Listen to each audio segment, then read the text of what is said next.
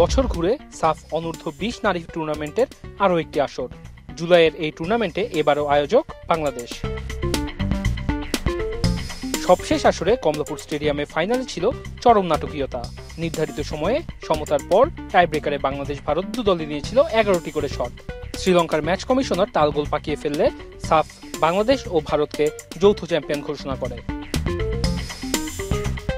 দক্ষিণ এশিয়ার যে কোনো টুর্নামেন্টেই বাংলাদেশের সবচেয়ে বড় প্রতিপক্ষ ভারত। তবে এবার শেষ মুহূর্তে আসর থেকে নাম প্রত্যাহার করেছে তারা। বিষয়টি আপাত দৃষ্টিতে স্বস্তির হলেও ভিন্ন মত নারী উইং চেয়ারম্যান মাহফুজা আক্তার কিরণের।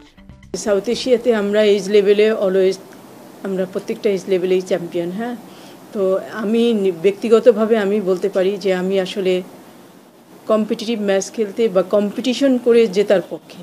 হ্যাঁ, তখন নিজের দিক থেকেও যেরকম কনফিডেন্স থাকে, একইভাবে আমি জানতে পারি যে আমার টিম কোন লেভেলে আছে, তাদের স্ট্রেংথ কী।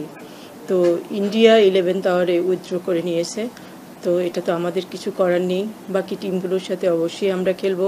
আমরা অ্যাকচুয়ালি ইন্ডিয়াকে মাঠে রেখেই জিততে চেয়েছিলাম। এবারের টুর্নামেন্ট আয়োজনের পরিকল্পনা ছিল চিটাগং কিংবা জাতীয় স্টেডিয়ামে, যদিও ভিন্ন কারণে বাস্তবায়ন হয়নি সেই পরিকল্পনা।